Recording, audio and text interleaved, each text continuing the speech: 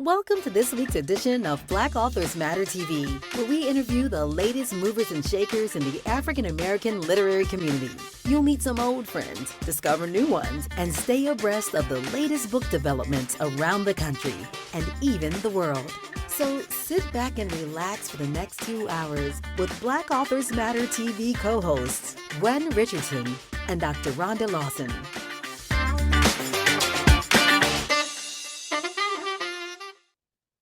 Good evening and welcome to the latest edition of Black Authors Matter TV. I'm Gwen Richardson, your host for tonight, along with my co-host, Dr. Rhonda Lawson. Good evening, everyone.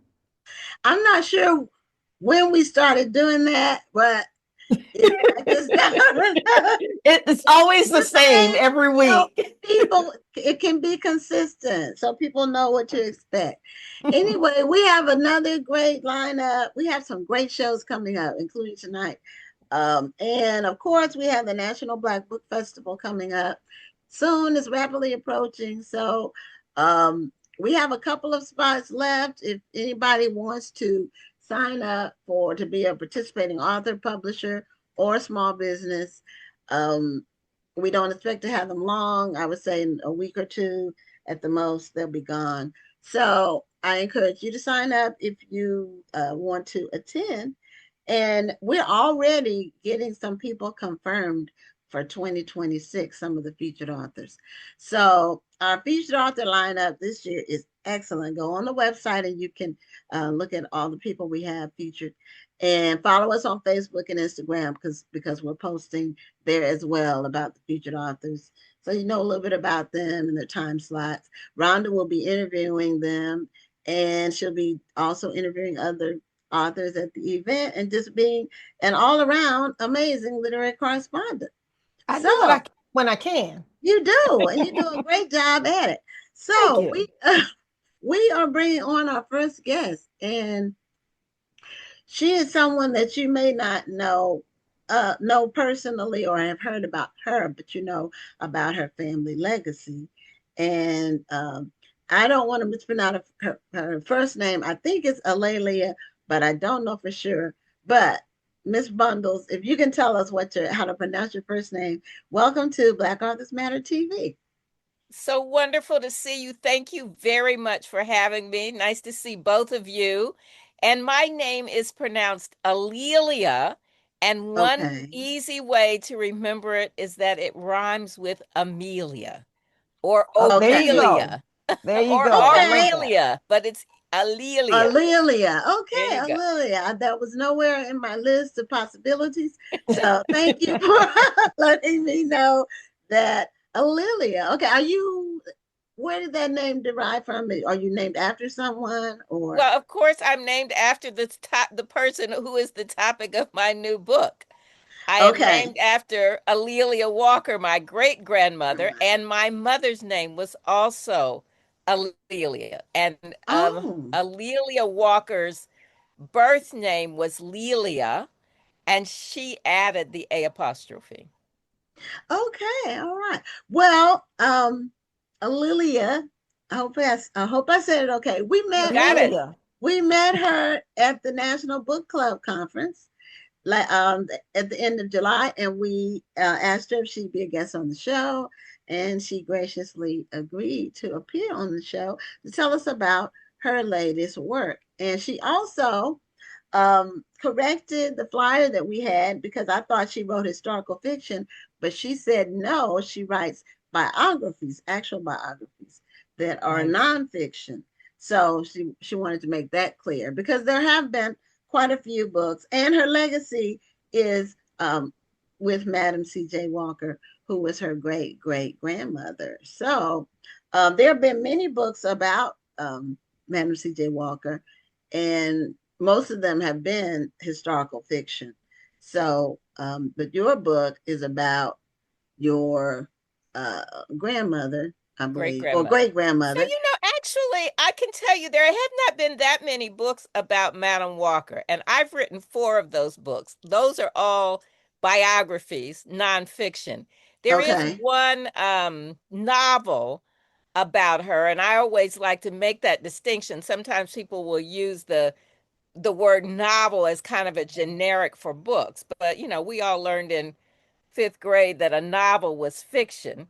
And there has been a novel called The Black Rose by Tanana Yes. Reeve Dew Yes. I about read Madam that. Walker, but that is fiction and not, Right. accurate history. And Right. I'm a journalist by training, and so I really pride myself on having a book that's factual, but I do try to make sure that my writing is easy to read and is more, reads more like Right. fiction, Like a because I novel. try Yeah. to No. do the good writing and not the boring writing. So I'm Right. hoping that I have, struck the balance. Right. And your latest book, do you have a copy of it so you can Yeah, so show it to here us we right go. in this in front Let of the us grab a screen? copy. Okay. So my latest book is Joy Goddess, Alelia Walker and the Harlem Renaissance. And behind me here is On Her Own Ground, The Life and Times of Madam C.J. Walker. So that book came out in 2001. The Okay. very first book about Madam Walker, which I wrote, was a young adult book that came out in 1991. So it's amazing that somebody Mm. as famous as Madam Walker had not had a major biography. Now, some people may have seen the Netflix series Self-Made, and Yeah. I was my not book, crazy about that movie. were you? I said I Was was not. not Yeah, no, crazy nor about was that movie. I. Nor Yeah, was Yeah. I I. wasn't either. I saw it as well, the whole thing Well, all that's good. the I'm glad we agree on Okay. that. I So was scared to tell you because you might have been real happy about that no, no, movie. no, no. Listen, I'm glad that and I'll tell you why without going on and on. But my book On Her Own Ground was, optioned by a studio in Hollywood, and I was really happy that Octavia Spencer was connected to it, because I think she's great. If we had just seen Octavia Spencer on the screen and nothing else, it would have been fine. Yeah. And a lot of people worked hard, the hairstylists, the makeup people, the set people. And Blair Underwood is a very nice man. I came away from that with a friendship with him. So we can say and she's a great actress. But I really did not like what they did.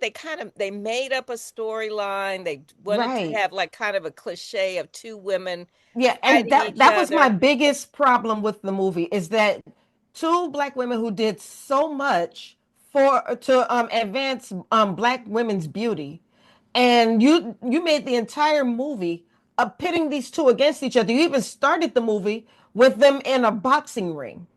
And that was the theme throughout the entire movie. And Annie Turnbull Malone, my soror, so we love her. She was amazing in her own right, and she should not be reduced to having to compete with Madam C.J. Walker.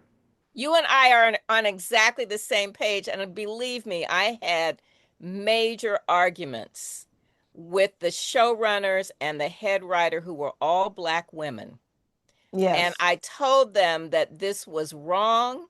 Annie Malone was strong in her own right. Certainly, they were competitors, but you can be competitors without reducing it to making Annie Malone into a Right. drug addict. It was not about skin color. And then they entirely made up a girlfriend for Alelia Walker. And so for people who saw it, I'm really, really eager for them to read Joy Goddess, which is factual and not Yes. made up. The real conflict, they were just doing, I think that they really underestimate black women's intelligence Yeah. when they go to that kind of cliche. So I believe me, I was upset, and I was upset for folks who love Annie Malone, and I warned them that that was going to be a problem. So Right. I'm, It it was, saddens me that you said that there was black women who yeah, made the movie. yeah. That I did not realize that. So Mhm. that saddens me even more. As much as we fight against the stereotype of being combative and women not getting along with each other, for these women to have dug down into that stereotype and made the entire movie about it, that's very saddening. It is saddening. Believe me, you don't know how saddened I am. Probably sad and maddened. It's probably And that both. And that, but Madness. but Dr. Lawson, I am so excited about both of these books. I'm working on a musical on Madam Walker that I Oh hope will, wow. tell another story. And then Oh, with Joy Goddess, I'm already having conversations with directors and producers and writers. This time around, I'm starting out working with people who I know and who I believe have the same sensibility. So we're already, hoping to have another bite at the apple. It's a very difficult time right now for Hollywood, for productions, because of the political climate that we're in. This won't last forever. But Right. I'm still going to keep pushing forward because I really do want people to see A'Lelia Walker's story. Again, if they saw the Netflix series, they really need everything about that A'Lelia Walker character is wrong. It's not true. She's okay. so much more interesting. And after I wrote On Her Own Ground and really talked about how Madam Walker developed her business and the thousands of women she employed, her political activism, her philanthropy, I developed a relationship between mother and daughter in On Her Own Ground. But A'Lelia Walker had a very interesting life in her own right. She was very much a patron of the arts. She was a central figure of the Harlem Renaissance. She traveled internationally. She went to Paris, London, Rome, Nice, Addis Ababa in Ethiopia, where she met the Empress, Cairo. So she had a very interesting life, and she had her mother's beautiful homes, her mansion in Irvington, New York, her townhouse in Harlem, a small apartment. And she was really an iconic person of that era. Her dark tower, which was a cultural salon where the writers and artists and musicians and actors of the era gathered together with the politicians and the intellectuals and the other professional Black folks. So I try to create this world of Harlem in the 1920s, but also to let people know what an interesting person A'Lelia Walker is. So I really hope that your readers, your viewers will want to read the book. And I also recorded the audio book for people who are audiobook. You voiced it yourself? Oh, I did. Oh, okay. wonderful. Yeah, Okay. That's so great. I worked in TV news for 30 years. So my professional career was as a producer. I worked at NBC News and ABC News at the network level. Excuse me, about half and half at the two networks. And I was a producer and then I was an executive at ABC. So I spent a lot of time in the editing room, sort of coaching the correspondence. And now this Right. time I'm on the other side of the microphone. Oh, Oh, that's really cool. are you familiar with Jeffrey Blunt? Mhm. Okay. Yeah, Um, we worked together. okay, that's right, because he was on the show with his latest book, the last book that he wrote. Yes, he and And he's we were both before we wrote our books. We were colleagues. oh, okay, all right.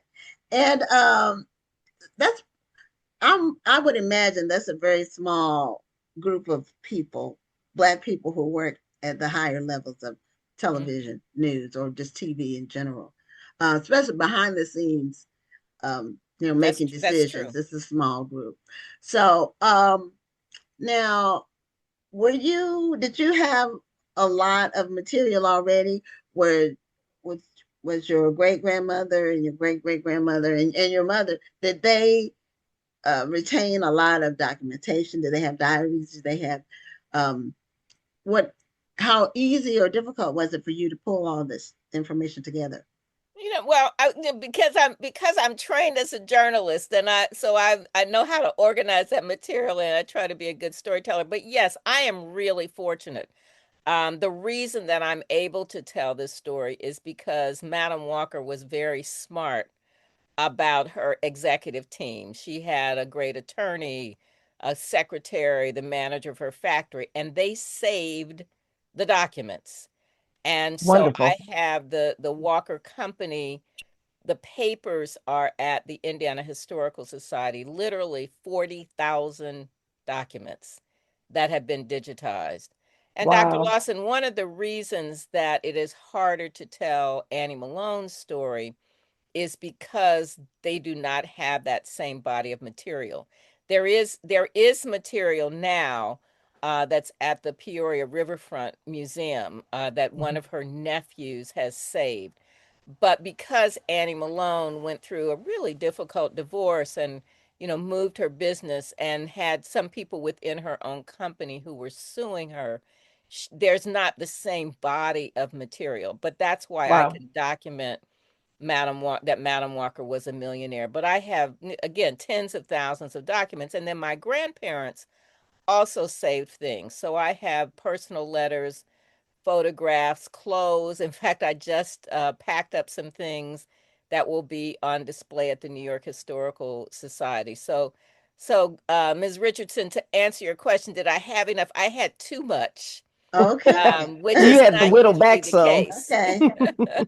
But that's a good problem to have. It is. Yeah. And one of the things, I mean, I think, I hope I probably sounded a little cranky about my the fact that I write nonfiction, but we have so many of our stories are not told. And so I feel like I'm writing that kind of first draft that 100 years from now somebody will have the citations and the documentation and all those things at the end of the book, because I know everybody doesn't want to read all that stuff, but to give the roadmap for other people. But at this point, we know ancestry.com. We can find those ancestors.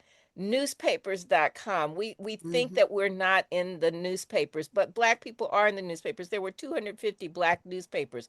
So for people who are doing research, you really can find a lot of information.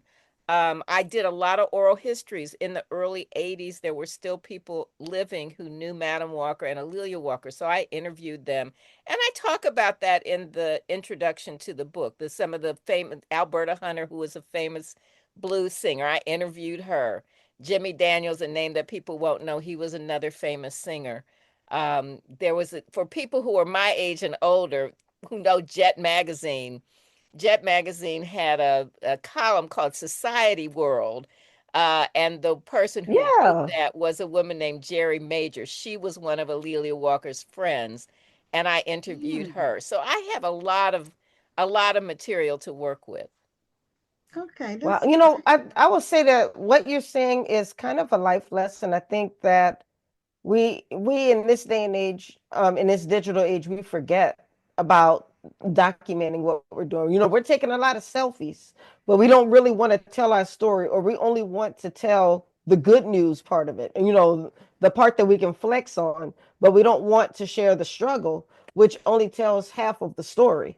So, it's really hard. It will be really hard to tell some people's stories in full the way you're able to do with Madam Walker, because everybody's not saving their history. And it is unfortunate that Annie Turnbull Malone didn't have that same research team, or that same assistant team that could document everything that she was doing, so they could tell a full story about her as well.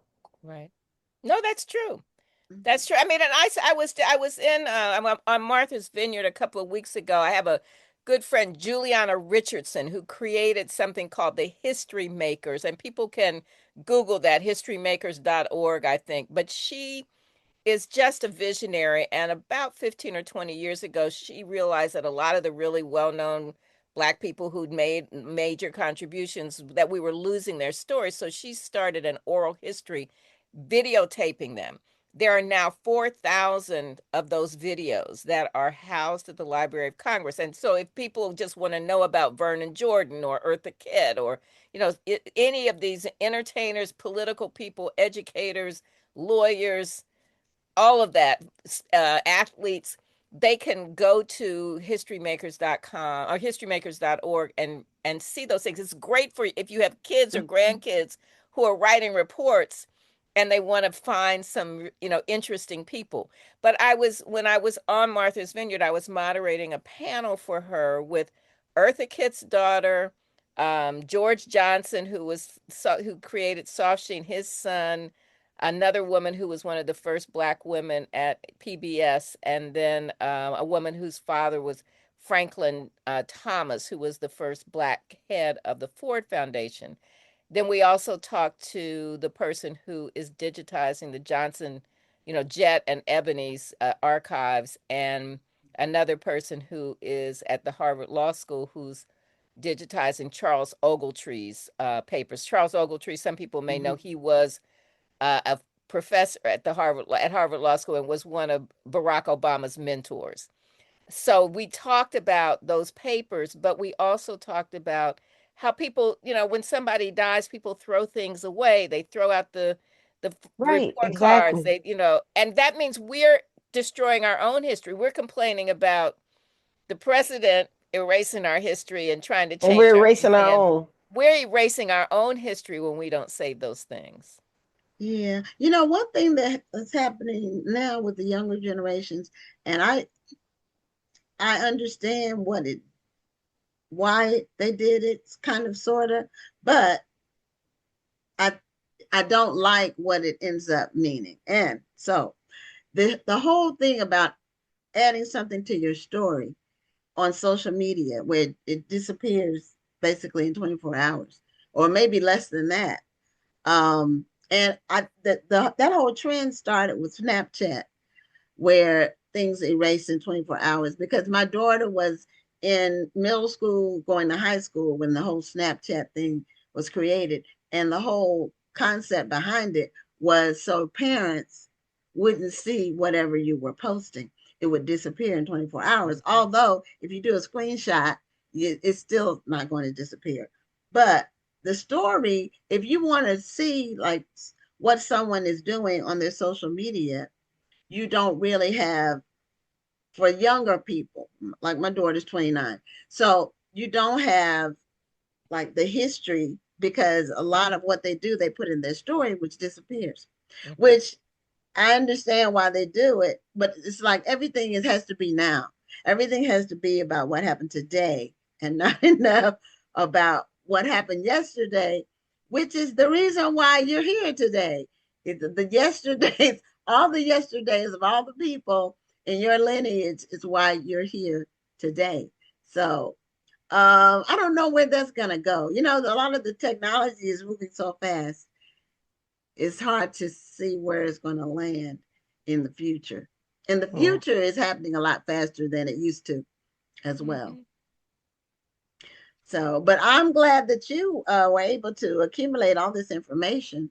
And I'm also, when I saw that Netflix, was it a movie or was it more than It was one a part? Was it a series. It series? was a 4-part series. Yeah, I wanted to see it. I was excited that it was there. And then when I watched it, I was like deflated. I was like, is this really what happened? So now that you said that's not, a lot of it's just made up, that really makes me feel better about how I was feeling. Well, I am glad that you saw through it. Well, I would say that I know Madam Walker's name is staying within our memories, and I'm glad for that. I know at one time, I don't know if it's still the case, the man who owned Essence magazine, I believe he had also Right. kind of relaunched. Richelieu Yes, Dennis's yes. family owns the mansion. Mm-hmm. Oh, so he still does own the mansion, and I Mm-hmm. know he had kind of relaunched the beauty products, or kind of rebranded them, so to speak. Is that That is still a true, thing? but there was a rebranding. The products were available at Sephora, and then Rich sold Sundial brands to Unilever, and after that, there was a limited edition that was a partnership between Walmart and Sundial. So I was the historian for that product, but it was a limited edition, so it's not currently available. I see. I see. I remember we were all talking about it, like, oh, we can get Madam CJ Walker brand. So we were all looking for it. Yeah, no, listen, and there's so many, they were very good products. The formulas were wonderful. I mean, I still have some. That's what I use on my hair. And your hair But is very shiny. I can see it through the Mhm, screen. uh-huh. mhm. So but there's so many, it's very, as you know, it's such a competitive space, It hair is. care products now. And when you have Beyonce, who has a hair care product, and Tracy Ellis Ross. This that celebrity is a big marketing tool. Yes, It is, but absolutely. with the natural hair movement, and my daughter is a very big proponent of several things. One is natural hair, but two is buying natural products from Black-owned companies. Hmm. She is very committed to it, and so she's introduced, made me aware of some product lines that I didn't know about before. But she is very committed to both the fact that it's natural products and that the companies are Black owned. Right. So there's a lot Well, of small entities that are doing um, a really good job and have some staying power. That's right. I mean, and the products, because these are very basic formulas. Madam Walker's formula and Annie Malone's formulas were very basic. Neither of them was the very first person to do the formula. So there were products that were available long before either of them was born, and there were other Black-owned companies now before you Annie just taught me Malone. something. So, I see. Mm-hmm. You just taught me something. I thought that Like, Annie Malone had actually created that product. So no, that's the myth. yeah, so it was actually so But she I was think that the founder. competition between the two of them is like, I did it, no, you stole it. I mean, it was there.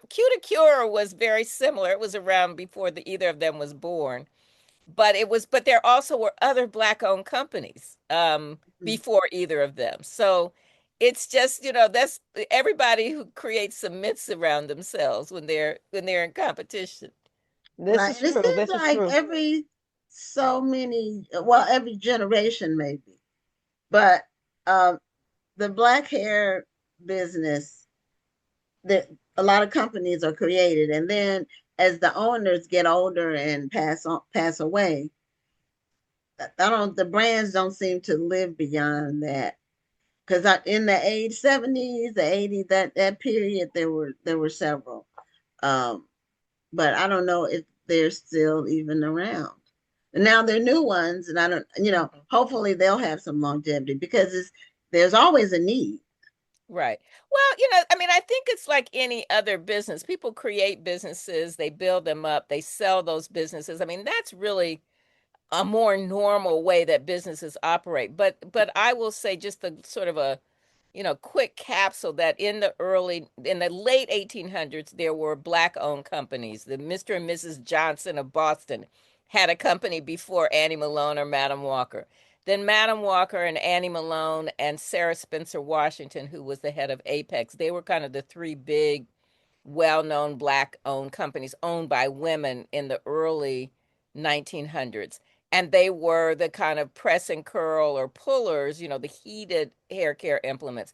And then in the 50s, the chemical hair straighteners from Soft Sheen, Summit Laboratories, those companies that in some, as we would say, disrupted the other way of doing things. It's like television disrupted radio, Mhm. disrupted newspapers. Well, the press and curl way of doing things was disrupted by the chemical straighteners. And then in the late 60s, people wanted to wear their hair natural. So that was the afros. And then the pendulum kept swinging back and Back forth. and And forth. now, lots of people have hair extensions that disrupted things. But now you kind of have everything. You got You do. hair extensions, you've got wigs, you've got natural hair.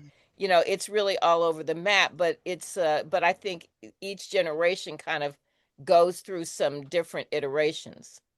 Right. Well, They decide. unfortunate. Well, I'm about to say, unfortunately, we've come to the end of the segment.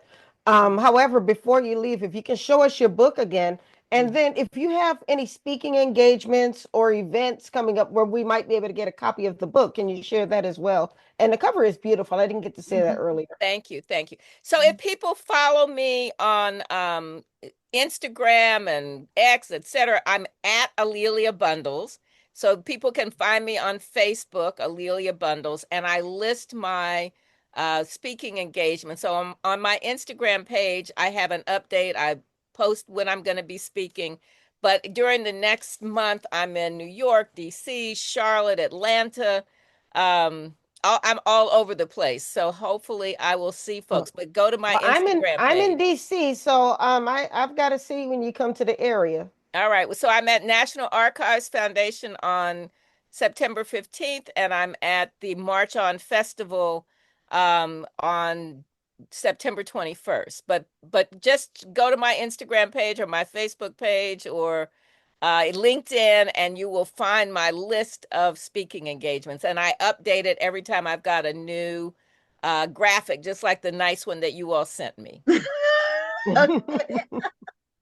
All right. Well, thank you so much for being a guest on the show. This has been very enlightening, and we were really blessed to just hear all of the history that you have at your fingertips, that you can just rattle off names and places and all of that, as this is part of who you are. So, I mean, really professionally and biologically, just it's all part of your legacy. And thank you for sharing it with us. Thank you for having me. I really appreciate it. Thank you. You Okay. have a great night. All right, you too. Bye-bye. Bye Bye bye. bye. Okay, so we did find out that that wasn't, I did not like that series. I only watched it once, and I was like, really? This is how it didn't seem like it was true. So I'm glad to know that it wasn't, Right, you know. right. I So agree. they took too many liberties. They always take some license with, when they go from a book or history to a film or series, but that one they really did too much. So anyway, our next guest is no stranger to Black Authors Matter TV. Um, Tonight we have three guests that are first timers and one that has been on the show multiple times, but it's been 2 years since she's been on. I checked the schedule and Wow, it's been that long? it's been 2 years. The last time she Yeah, was but on the she's show, at the festival every year though. she is, but she's not going to be there this year. But the last time you were on the show was June 27th of 2023. That was your last Wow. appearance.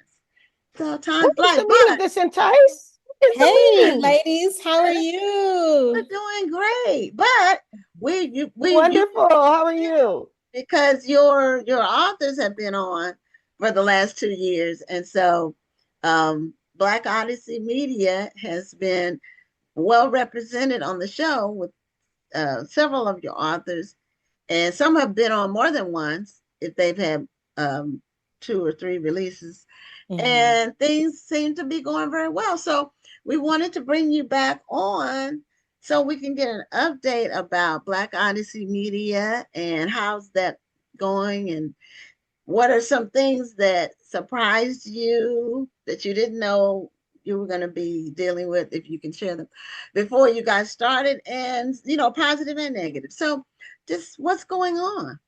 Yes. Well, we turned 2 years old May Okay. 1st, May, 2 years old for Black Odyssey Media. And since our inception, we have published around, I want to say we're between 40 to 50 novels right now. And we have a nice slate heading into 2026. Some of the things that I probably wasn't as quite prepared for was some of the changes, in the publishing climate, as far as, the DEI removal, we've been impacted by that, as well as many Black brands. So definitely didn't see that one coming, but we pivoted and we've made some adjustments, and we're here for the long run. But we've had some exciting releases come out. We've had a few USA Today bestsellers. I recently just learned that we're actually one of the top printers as far as trade paperbacks with Kensington, our distributor. So in volume, I think we're doing well, given the circumstances as they are today.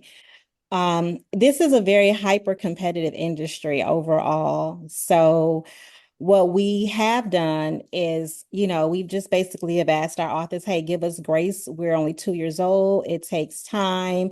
But I think that we've earned we've earned the respect of a lot of the authors that we represent, and including their agents, because we have not given up, even without as much exposures as we have had in the past. We still remain visible, and our social media managing team, our oh my God, our fans, our supporters, our reviewers, they have a lot to do with it, my team as a whole. So we're excited. Well, congratulations. You've done a lot in 2 years. Yeah. And I would tell you, I really appreciate you were actually one of the sponsors of the Black History Month Literary Weekend last year. And I don't know if you got to see any of it, but it was beautiful. And the young people you awarded the scholarships to, they would have made you proud. I'm excited. I'm glad to hear that. Thank you for having me, Rhonda, participate. And if we could do more, we'll do more. All right. Well, I'm gonna keep you That's to the that. I'm goal. gonna be emailing you. That's the goal. That's the goal. I told you I'm from Dallas, Texas. I want to see more of that. Some more of those type of opportunities open up. So you just let me know when. Wonderful. Well, like I said, congratulations. This Thank you.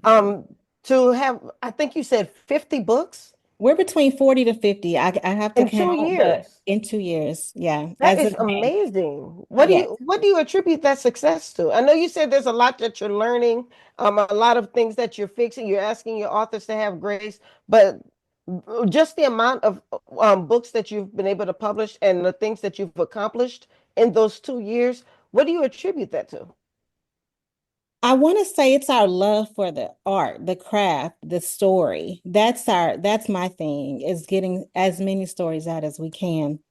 Another thing that I think that I can attribute to that would be the retention. Many of our authors have done more than one deal with us. Many of our authors that had only done one deal had decided to come back. So as far as author retention, I'm very proud of that. Many of our authors who have agents do more than one deal with us. So multi-book deals, we're able to secure high volume projects. We're also able to see authors who are on the indie side and allow them to come in, have a little bit of creative control in that aspect. Sorry, you guys, I have an itchy throat. But just allowing them the freedom. And a lot of that also comes with me being an author as well. Yes. Me knowing, the ropes of how that is. And when authors tend to cross over into the traditional lane, they need a little bit of hand holding because it's unfamiliar territory, as we know. And I've been on both sides. I've been independent, I've been traditionally published. So I'm able to kind of walk them through that transition and just the transparency in it all. I think that is what has kept a lot of our authors around and why they continue to publish with us. Yeah, what I hear from authors who, when they come on the show or just in talking to them, that went from independent to traditional, the thing that most of them say that gives them the most pause or challenges is the deadlines. So they're Yeah. not, because when you're independent, you can publish when you want. And if you like, for example, I had a book I was planning on doing this year, but now I've decided next year is when it is. So if I was with a traditional publisher, I would have had to just, soldier my way through. Might not even been my best work because, I would be like pressured. I don't write Yeah. well under pressure. Yeah. I have to be inspired and then just like start. Yeah. Yeah. This is why I have not pursued a publisher. Yeah. I look, my publisher would fire me if I got a if I got a traditionally published. Yeah. Well, but the thing is though, is I want to say we don't extend our authors. We don't overextend them. We actually now we had to shift from that because in the beginning, when we first started, we were acquiring quite a few authors who hadn't written those novels yet. So in good faith, we were like, come one, come all, we'll publish your story. Well, a little bit of that backfired because I have multiple schedules that I have to, adhere to.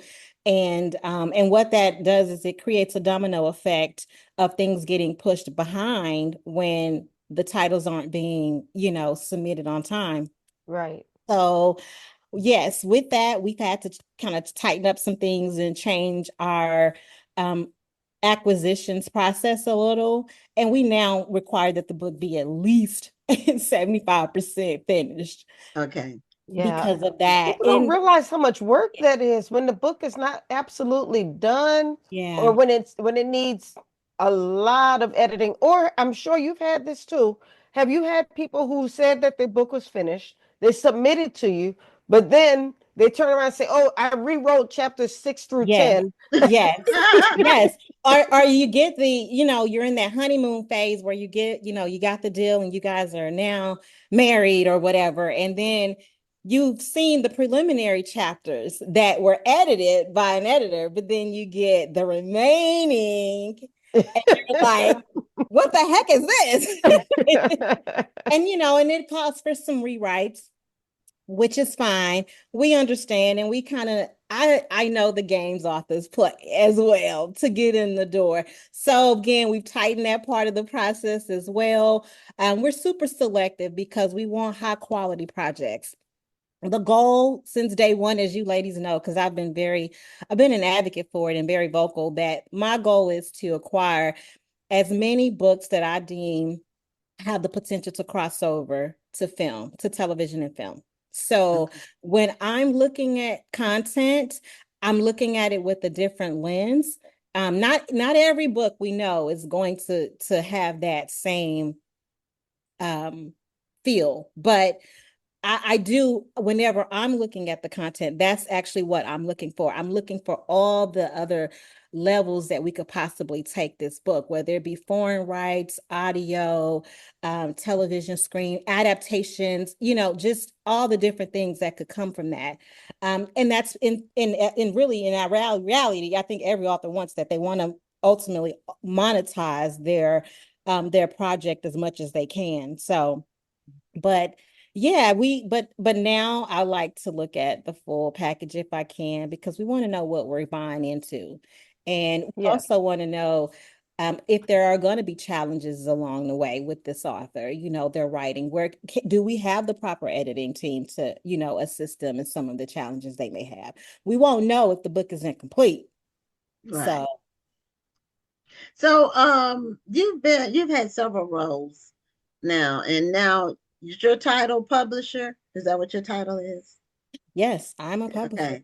So you've been an author, you've been uh an editor, I think. Haven't you been an editor, or Not was you just an necessarily. editor first?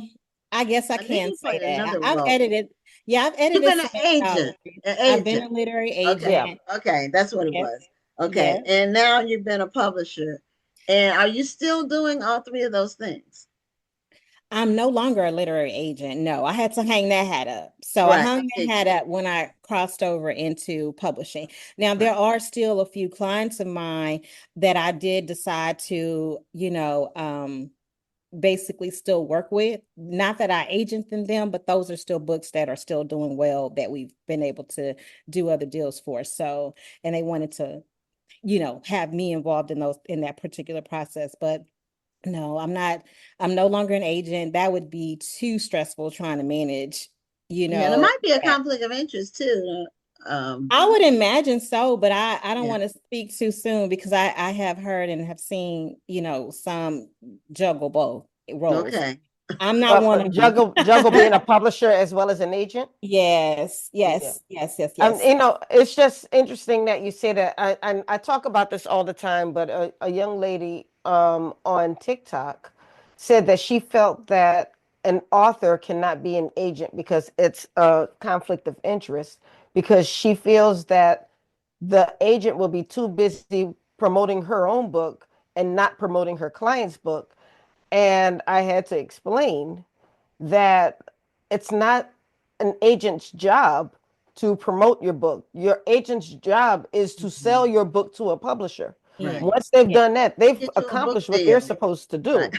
So Yes. I Right. think that, and I just bring that up because I think there's a lot of miseducation and misunderstanding in the literary industry.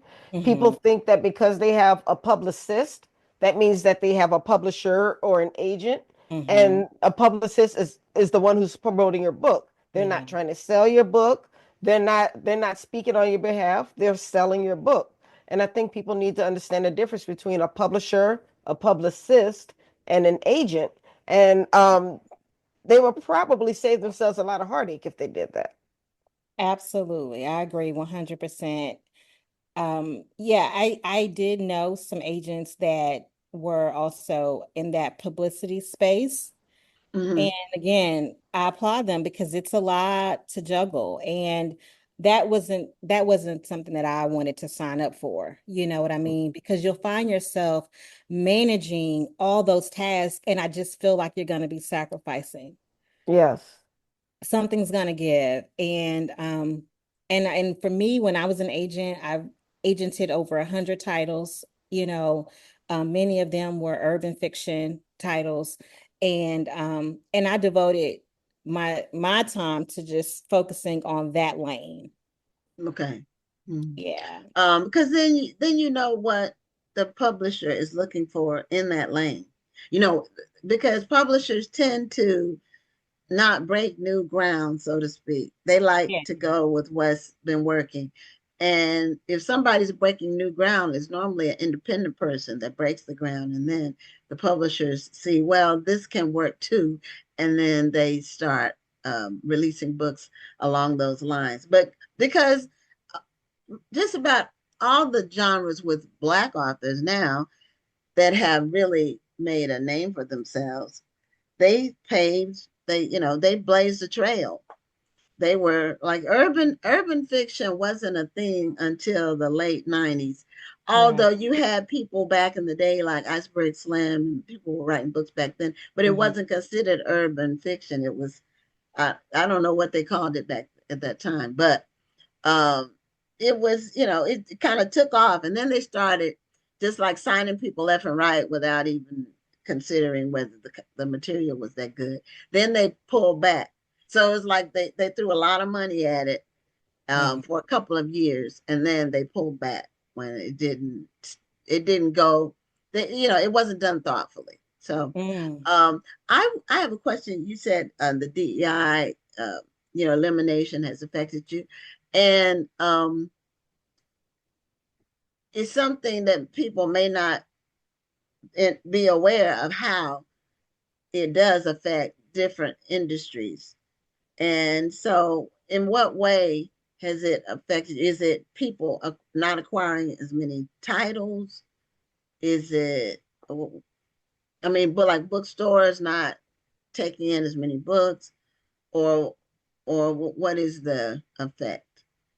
So, well, I can speak to it on in a couple of different ways. From a publishing standpoint, the DEI, how it's impacted Black Odyssey and many other publishers that represent, AA fiction titles, is that with the removal of that, we don't have that designated shelf space. You know how back in the day, Walmart had like some designated shelf space for African American titles. Well, Mm-hmm. once that went into effect, where they decided to remove that, we now share the space with the general population, if that makes sense. Mm-hmm. So back then, it was like, I mean, this is me giving you like a scenario of what I think it was like back then. From my guesstimation, maybe 30 titles we would normally see in a store of Black titles. So you knew without a shadow of a doubt you were going to get at least 20 to 30 books on your shelf if you were in an area that served predominantly African Americans. And so when the DEI happened, we saw all of that stripped away. Mm. Okay. And we have proof because we were one of those, even as an agent, we were taking a lot of pictures of the shelves around that time, really highlighting our authors that were getting on the shelves. So I have proof of what it used to look like. And so to see it go from 20 to 30 titles on a regular basis to, I mean, you're lucky if you see two now, 2 to 3 books. And so that's where we're at. And how it's impacted us is that, again, like I mentioned, we share with the general population of books. So that means we now have left shelf space devoted to exclusively African American content. But we're also now, the adding factor to that is Book Talk. So Book Talk are going to be like your best sellers, the ones that are, like I think you mentioned earlier, Gwen, those indies that are creating these lanes and some of the niches, the niche markets. So now with Book Talk having these trends and creating these bestsellers overnight, well, some of these big box stores are like, we want those books on our shelves. So if you notice, when you go into Target, you see a lot of those. You actually see a designated section exclusively for book talks. Oh, okay. And that's a lot of space. So when we're thinking on the lines of bookstores, we are probably still seeing the same as it were back then, years ago. We're seeing the same volume as how they cherry picked what they wanted on their shelf, because again, even with the bookstores we're fighting for shelf space. They have limited space. But when we're talking retailers, because those are not bookstores, when we're talking retailers that also carry books, we're talking even more limited shelf space because they're not a bookstore. Right. So you may, out of that retailer, you may get 1 to 2 really long shelves. You know what I mean? And we are having to share. So that's how it's impacted us. There's less space, but it's allowed us to, kind of really dive in to see how we can, like I said, pivot and not solely rely on those stores to carry our books. You know what I mean? So as much as you figure out some other stuff. Right. Well, yeah, that's business in general. Business in general. Now I've noticed this about Walmart, the Walmart close to where I live and what my office is, close to the office. They changed this was before the DEI stuff. So like they remodeled their store about a year and a half ago. And the books used to be close to the front of the store.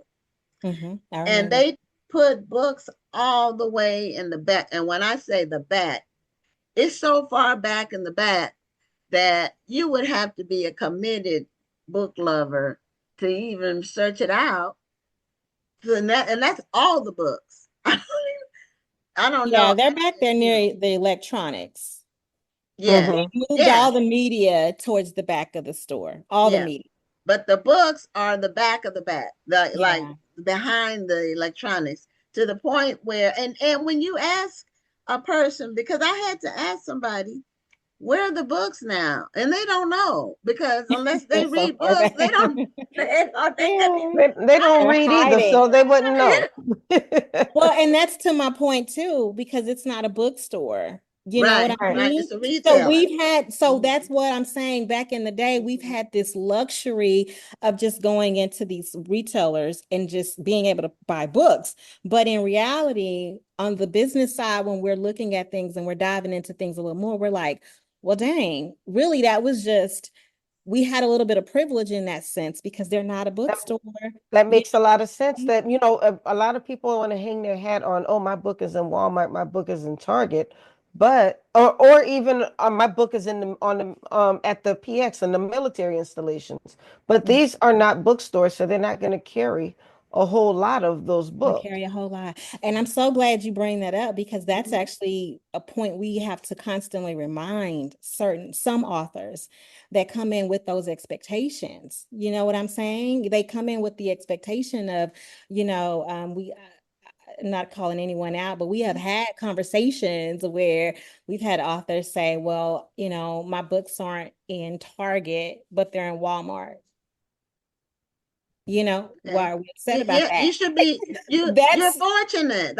You're fortunate. Right, Hello, right. You're fortunate. Or and you're not supposed to be shopping at Target anymore anyway. So don't be worried about Target. I mean, it's been bananas. So when Gwen asked me, what have been the goods and the bad, that's some of the ugly stuff. We've had to have hard conversations, and we've had to have those heart to hearts with authors that have had like really high expectations of where they want to see their book. And I'm like, I go in now with them, with the conversation being, well, what do you envision for this, for your novel? Where are you placing it? Because if Walmart is the goal, let me let you know right now where we stand with that, just having those earnest conversations. But I am excited that Walmart, I did learn this recently, that they are still dedicated and committed to, African American representation. So we actually just got a few pickups for this later this year. So hopefully we'll see more. Well, It's they always should, good to because have. the Black consumer is a big part of their customer base. Yeah, So I they agree. ought to be I committed, do agree. So Yes. Yeah. um Well, we only have a few minutes left. I did want to ask you a quick question though, since we're talking about pivoting. How has, and you can take maybe a minute or so to answer this, but how has AI played a part in how you've had to pivot with your company? Woo, my acquisition editor and I, we actually just talked about this. AI has played a role significantly in how we acquire titles, how we review them, because we have had a lot of books submitted that were AI generated, and we can tell. So we're starting to pick up on the characteristics of the story, how Oh yeah, I can um tell AI when I see yeah. AI writing. Yes, it's very scary, and we have seen a high volume of those submissions. So I definitely want to let you know that there is a lot of that happening. We've had to actually put on our website that we prefer, human created content, Mhm. not AI generated necessarily, because the authors tend to rely on it so much, and it starts to cripple their writing. It cripples the Well, creative. I went to the U.S. copyright website, and they do accept AI generated books. However, it can only be a certain percentage. The Hmm. high percentage of it still needs to be touched by humans. Hmm. And when you have read so much AI like we have, we Yeah, know AI when we see it. So if yeah, you're going to use it as an assistant, which you should be using it as an assistant, not a replacement, you've got to go back through and edit that yeah, work. And yeah, you've got to make sure it's telling you the truth, because AI can hallucinate. yeah, well, yeah, it absolutely. can give you, it's just an accumulation of what's out there. And so that doesn't mean what's out there is true or even correct. A lot of times it's misinformation. And if you don't use your own discernment, you won't, you have to research. As Rhonda said, you have to still do your work. My other friend, Rhonda, the other Rhonda, it's two Rhondas that I want to work with. She teaches at community college, and she said what they started seeing was when people would turn in papers, they were using AI, and the Mm. paper would be like 8 or 9 of them would be the same paper. It would be the same. Yes, yes, I because mean, it tells you it will spit out. It can spit yeah, out the same thing for another yeah, user. That's yeah, in Mhm. that fine print. So, right. You So know if what? I you need to tried. be smarter, I asked AI to write my first two chapters of my book for me because I wanted to see what it would give me. yeah. I read okay, it. I'm like, ugh, I'm not writing that. And your name is on it, Yeah, I'm like, oh, I don't know. We won't Mhm. be turning this in as mine. Yeah, yeah, you got to be careful. Again, you using it do as an assistant, I think is okay, even to kind of help you with some copy editing. Right. But to use it as to for solely content. use it to replace, what normally you would write, I don't think it's a good idea. And like I said, we can pick up on it, and we just send the writer right back into revision mode. So Right. And what you're I've like done, rewrite time. yeah, what I've decided to do is I'm to stay away from AI as far as my writing. I don't put anything out there. I keep it on my own computer or my tablets Hmm. because I want it to be original to me, Yeah. what came out of my brain and my heart. I don't want it to be what somebody else cooked up. But you know, that's just me having the pride of being a writer and wanting my Absolutely. Yeah, writing if to you be if you original. have pride in your writing, and if you really respect the craft, Yes. it's okay to use AI as you said as an assistant, Yeah. but do not let it compromise your talent because AI is never going to put the heart No. or the emotion or the care into your work the same way you would. Exactly. Exactly. Well, we can talk to you. I got one more quick question. We Yeah. really are at the top, but I wanted to ask about your movie stuff. And have you done any new movies? Like in 60 seconds, do you have something new? I know your new movies are normally on Tubi, and I've recently become a big fan of Tubi. There's so Oh, much on Tubi that people don't know. I mean, it's all kinds of stuff on yeah. there. That's Yeah. good, It is good. Well, we have not, my last movie released in 2023. I don't have any newer releases yet Okay. because Black Odyssey Media has been like my focus. It's been like I've been Okay. like tunnel vision with it. But I will say that we have some exciting things on the horizon that I can't even discuss, but really big Okay. things. And you'll definitely hear more because I'll call you guys first to talk about it. Okay, well, we'll have you back maybe Yeah. not so long in the future, so we can get an Yes. update once those things start to solidify, and Yes. you can tell the world about I can't wait. I can't wait. This is big. them. Okay. Awesome. I love the excitement on your face, so it's got to be Yes, big. it's Well, huge. I can't Ms. wait. Heiss, you thank you for being back on the show, and Thank you congratulations on guys. all the hard work you do. You know, we love what you do and what you represent, and you've always supported um what we do, our efforts. And we hope to see you back at the festival in 2026. Absolutely. Count me in. If God say the same, count me in. I Okay. hate I couldn't make it this year, but you can count on me to be there next year. Awesome. Okay, great. All Thank you so right. much. Have a great Thank you, night. ladies. You do the Thank same. you. Bye bye. Bye. Bye-bye. Okay, that was the great Entice. And so we hadn't seen her in a couple of years on the show. And so we're glad to have her back. So we haven't had any book clubs on the show in a few months. So when we were at the National Book Club Conference, which the whole event was a gathering of book clubs from coast to coast. And so we met the members of the Cover Girls Book Club. I don't remember where they are from, but they'll tell us. And how do you pronounce your name? Tampia or Tampia? Is it? Oh, unmute so we can hear you. Can you hear me now? Yes, yes. Yes. Yes. Okay. Hello. Stephanie, you can unmute too now. Okay, how are you? Well, we have two members of the Cover Girls Book Club. Yay. And is it Tampia or Tampia? It's Tampia. Okay, Tampia. Okay. Yeah, it's Tampia. Okay. All right. And Tampia Jones and Stephanie Yates. And where are you all based with the Cover Girls Book Club? We are in Memphis, Tennessee. Can you hear our Memphis accents? I hear the Memphis accent and I love it. Yes, we are Memphians. Okay. Well, we have from time to time we have book clubs on the show from different parts of the country.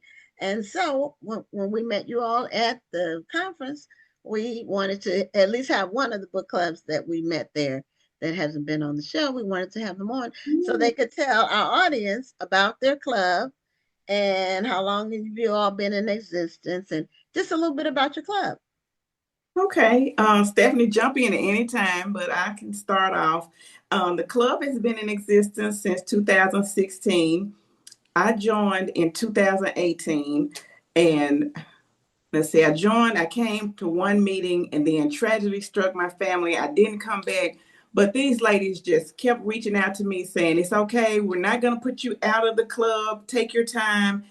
And they just kept nurturing me. Then COVID hit and it was virtual, so I would keep up with the readings. and say, yeah, I did like this one, I didn't like this, but my participation was minimal, but they still just showed me so much love and encouragement that when I was able to, I came back full time, and that's been about 3 years now. Okay, what about you, Stephanie? Well, when I joined, like you said, around 2016, one of my co-workers, Barbara Morgan, invited me to participate in the book club, and I hadn't been a part of a book club until she invited me to be a part of it. She encouraged me about Kindle, because where we worked at, it was kind of hard to listen to books, and definitely you will hardly had time to actually read one. And so when I got the Kindle and went to the first book club, I got addicted to reading. And then I love the opportunity that the women choose whatever book they choose to want to read that month. And that may have been an author that you had never been introduced to. You get to learn about all the new authors. Yes. Okay, yeah, different book clubs make their selection process differently. I'm in 2 book clubs, and they're total. One I've been in for 20. What year is this? 23 years. Oh, wow. And that one was created at our bookstore when we used to have our bookstore. When we opened it, the patrons wanted a book club, so we started it, and it's been going even though the book clubs closed 15 years ago. I mean, the bookstore closed 15 years ago. And the other book club is my church book club. And so with the Kush City Book Club, we pick books by consensus, and we generally we pick a book every month. Sometimes we might pick a book 2 months in advance. It's based on recommendations by the authors. Sometimes, actually, and I want to know if you all, if this is a factor. Sometimes it's a factor of the price of the book. Do you all ever pick a book like if something's on sale and it sounds interesting versus paying for the Kindle? Sometimes the Kindle is more or the same as the paperback. It is. And so does that ever play into it with you all's club? That hasn't been a factor so far. We've been very fortunate. We check around Ollie's and just different discount places. And we're fortunate that one of our book club members, Tasha owns a bookstore here in Memphis, Books and Beauty. So she can order the books, and we usually can get a really great deal. Okay. Orders for us. But okay.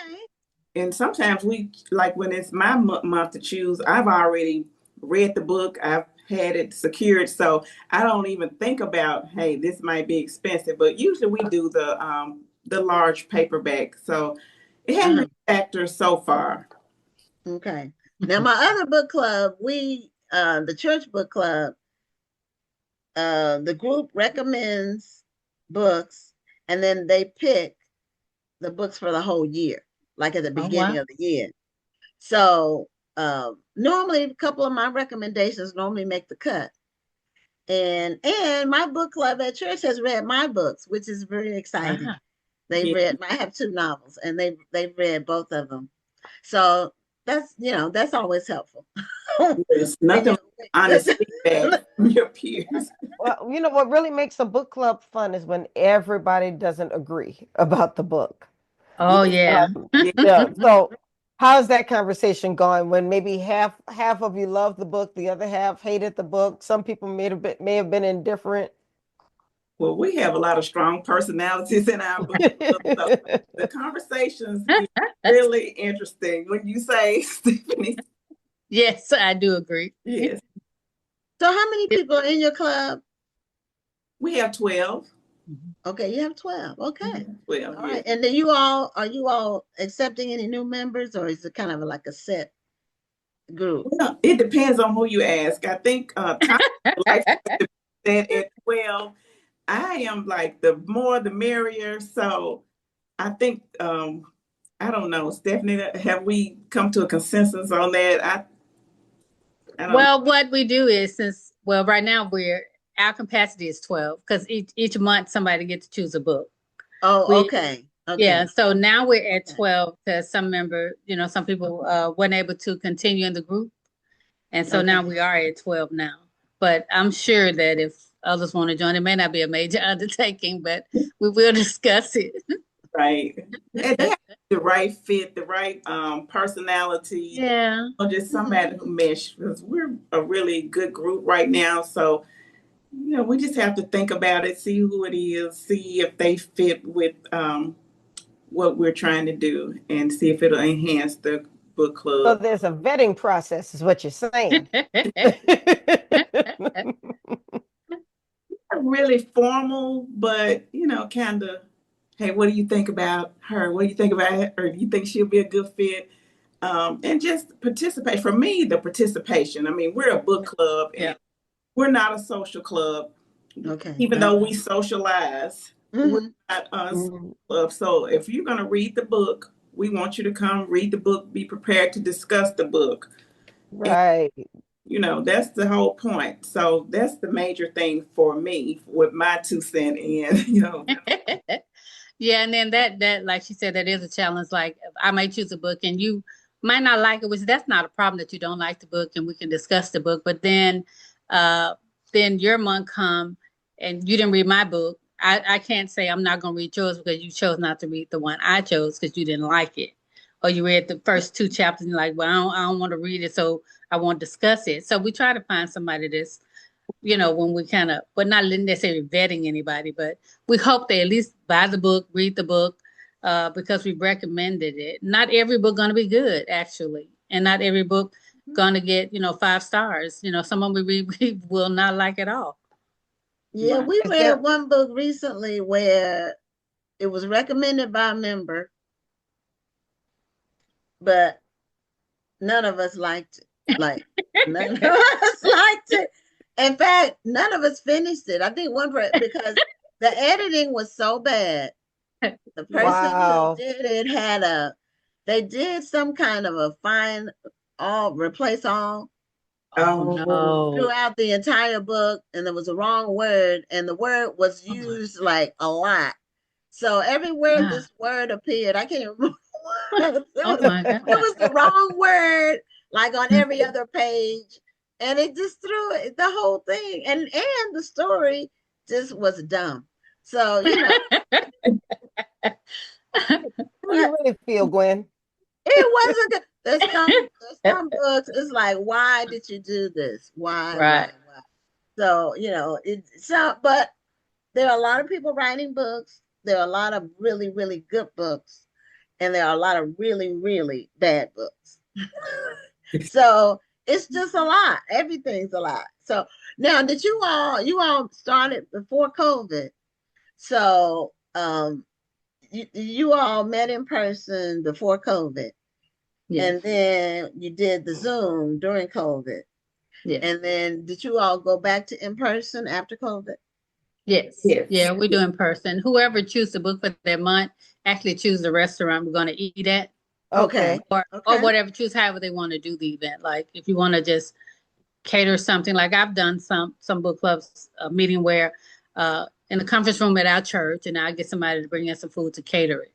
And then we had that. And then we one of them, we had the author to Zoom in, so we can discuss the book with the author. And that was really cool. Okay. Now, how long have you been going to the National Book Club Conference? Well, for me, this is my first time. Where'd you be, Tampa? I've been before. I was affiliated with a different book club, and we went. And back then, it was at I think it was called the Marriott Marquis in Atlanta.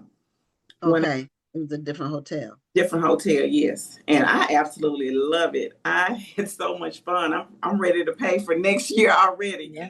And no, he gets a lot of people to sign up as soon as the event is over for the following year. Yes. And this was my first year at the conference as well, and I just really enjoyed meeting the book clubs and just seeing the camaraderie amongst the book clubs. And I love the fact that it's not just about books. I mean, it's like a sisterhood. You do a lot of community service. And just what you do for authors is amazing. I mean, it is very hard for an author to do what we do without support from people like you. Yeah, it was both of our we had our table, our vending table, and it was the first time for both of us. So, Oh, wow. we've been in the book business, book industry for over 20 years. Both of us have, but we just had never gone. And I've known Curtis in fact, Curtis will be on the show next week. Oh, So, Wow. tune Okay. in. Yes. Be sure to tune in to see Curtis. yeah, he's the 7:30 slot, I think. Yeah, Okay. he's the 7:30 slot. Which is are you all on Eastern or Central? We're on Central Time. Okay, so it's a 7:30 slot next week. But I've known him for many years, like 20 years when he first got started. So, but I just had never gone. And then a couple of times when I would inquire, it was always I waited too late. So it was always sold out. So this last year, I contacted him in October and asked him about having a vending table. And he said, well, I'm almost sold out. So then I went ahead and signed up right then. But we do plan to come next year. So we'll hopefully see you there if you all come. Yes. Will y'all get a chance to speak? I mean, or have where Well, Rhonda is looking into doing something speaking. Okay. I'm not looking into that for next year. I just want to be there again. But at some point, I may. It just has to be a topic that she has a great topic. Did you hear?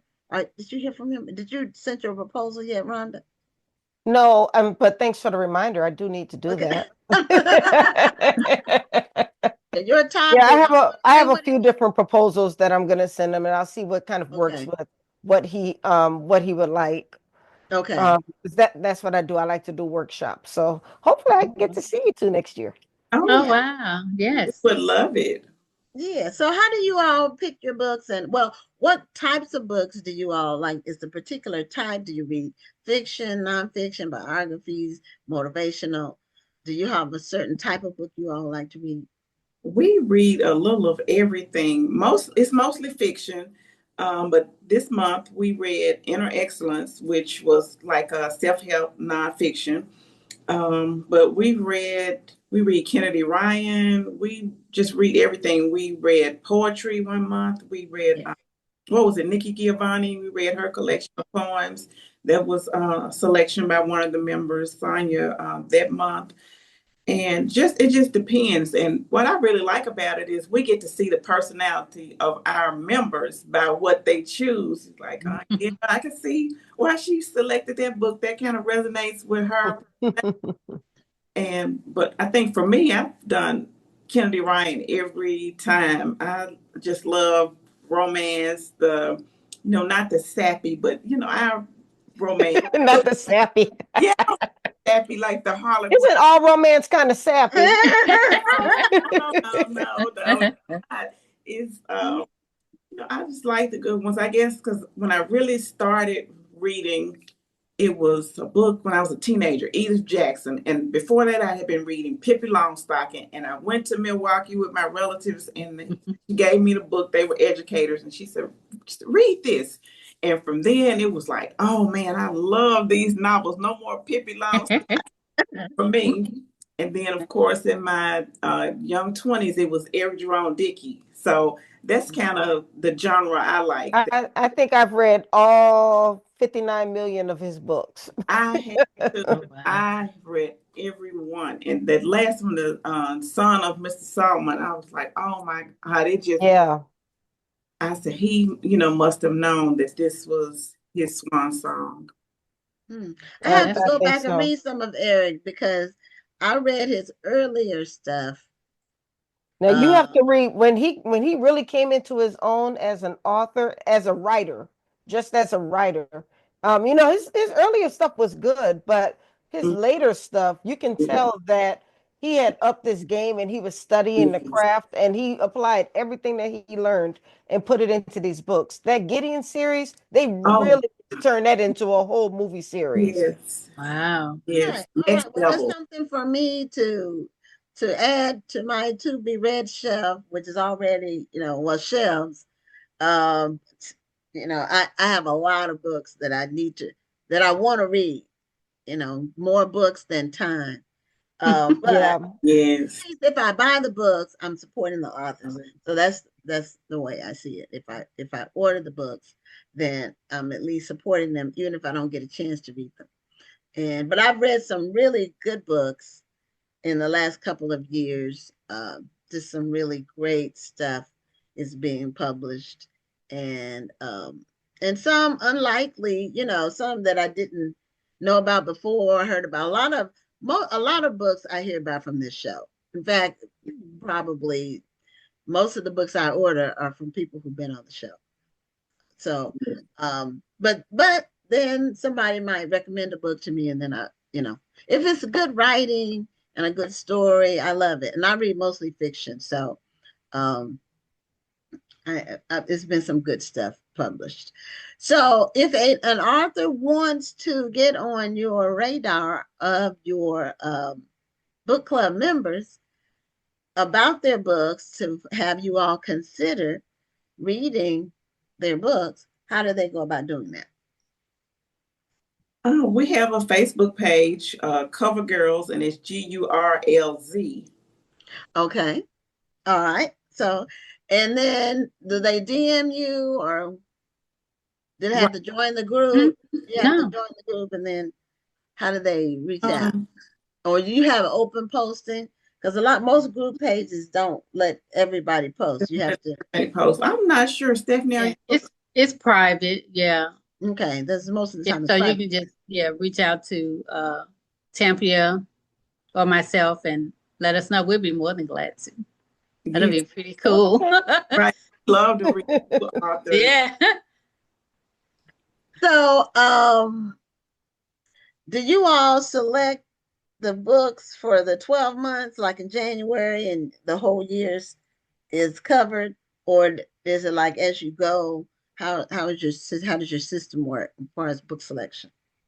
We start in January, and we request that everybody has their book selection in to our secretary Annette by March, so that people can plan, and that helps with the cost as well. You can that's true. You can plan your and budget to get those books. So that's basically, it's been working. Sometimes people change. I've changed my mind, like, oh no, I've just read this and this was so exciting. I'm changing. We got to read this for book club, which is part of the fun for book club. Okay. Now, and this time is the first time we chose to do, along with the book that we choose for the month, we chose to do a series. Sheila Bell, she have a series of books. So we read her books along with the book that we choose for the month. Oh, okay. Yeah, Sheila's been on the show. I don't know if she's been on more than once. I think she's only been on once, and it was kind of recent in the last. Oh wow! Okay. Our show is 5 years old. I didn't know if you all knew that. That's great. Did not know that. We're gonna tune in. Go back and watch some of the interviews. Yeah, we have a YouTube channel. Just watching the interviews. Yeah, you can spend a lot of time doing that. We are approaching having interviewed our 800th guest. Not 800th interview, but 800th guest. So YouTube will actually count as one guest. Okay. Toward our 800. We're at 781, Rhonda.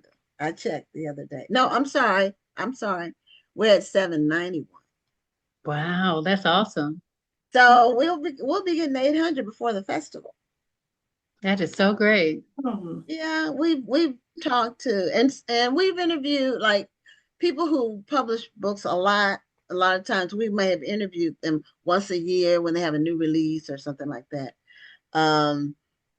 But most of the people have only been on the show once, but there are some people that come on repeatedly, like the previous guest, Entice. She's a author and a publisher and a film producer. She's been on a few times.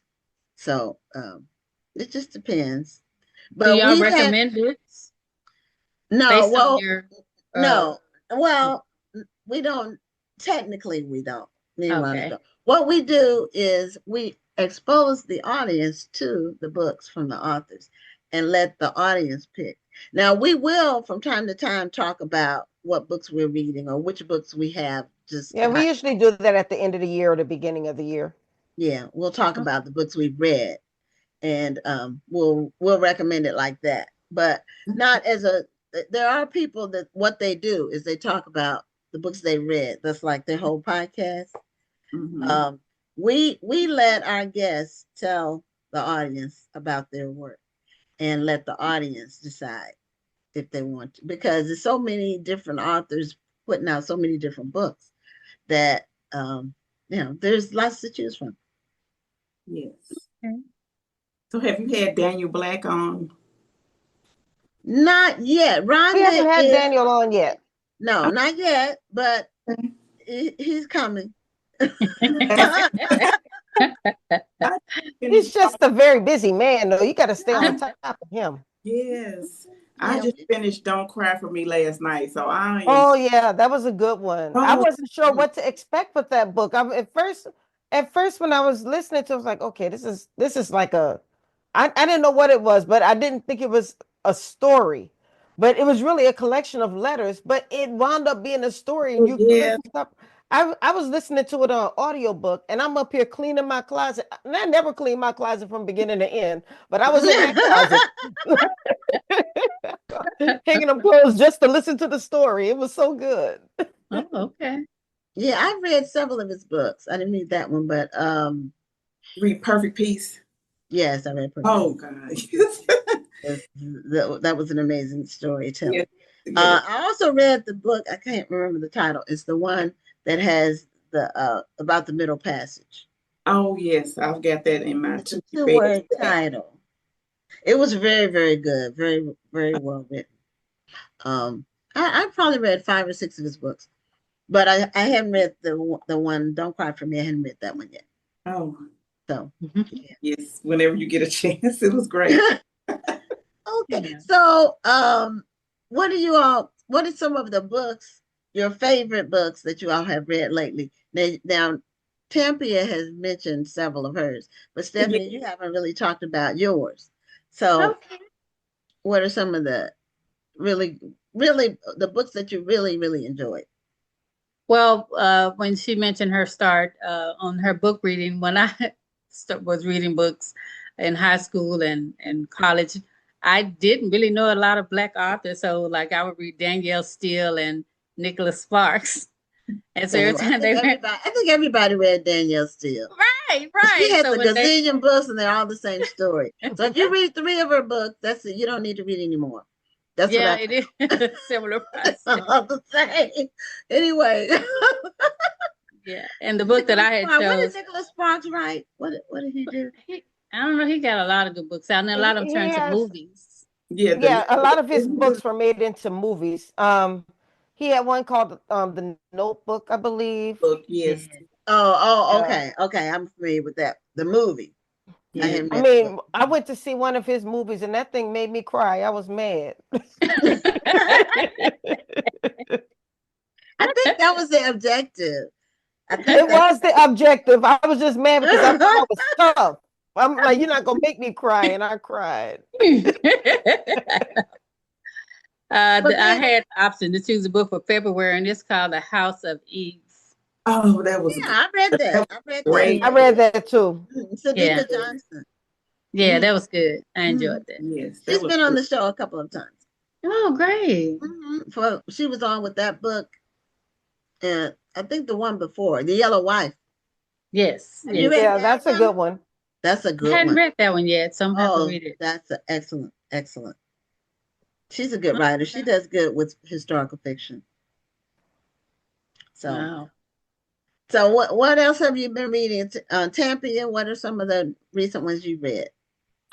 Let's see. Before Don't Cry for Me, I read Rashonda Tate. I read The Queen of Sugar Hill. The Queen of Sugar Hill. Yes.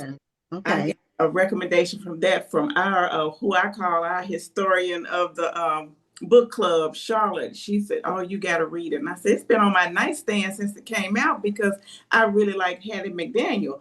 And I said, "It's on my to be read." And she was like, "Read it." And I read it, and I think I read it in like a day. It was great. Okay, yeah. Yeah, Rashonda's been on the show several times, and she's been a featured author at the National Black Book Festival several times. And I've known her since she wrote her first book. That's when I had my bookstore years ago. We had a bookstore, and we've known her since then. Her and Victoria, and several other authors. Because when we opened our bookstore, like right when a lot of people were releasing books, and some of the people they're still writing now. So a lot of them we kind of just followed their trajectory with their writing careers. That is awesome. Yes. Yeah. So at some point in the future, we'd like you all to come to the National Black Book Festival, which is in Houston every year. It's always in October, at the end of October.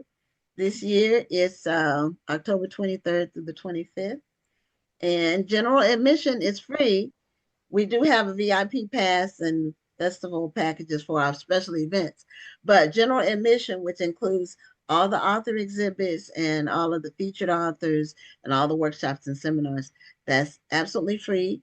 And this year for our featured author lineup, we have, let's see if I can remember them all, rattle them off.